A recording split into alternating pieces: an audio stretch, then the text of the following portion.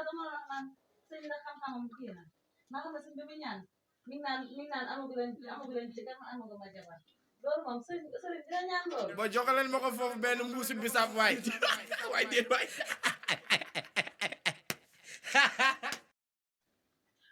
man la ñu ngi jaaxal.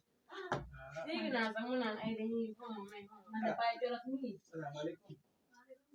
soxna yi na ngeen def. waaw ñii di sama taal bi. alhamdulilah yaa ngi joxe loxo bi joxe loxo bi. nee na maa ngi ci jàmm. alhamdulilah. gan yéen moom du leen taxaw de du leen taxaw fii ci mbedd mi la nekk. du leen taxaw nii rek. yéen a ngi gis ngeen daal loolu dëgg waaye si ngeen xool na kay ngeen xool ay seen ma boole damay sonal wallaay gis nga wax daal kër bi neex na lool neex na macha allah yow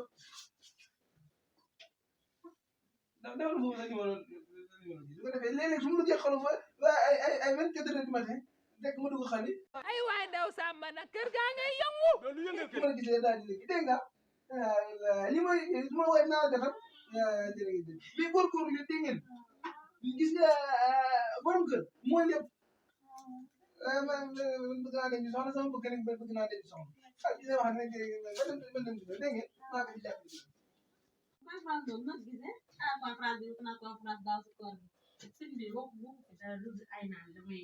man de ay jékkee yooyu. man de sama ginnaaw sax mu naan ay baxa yombe boobu.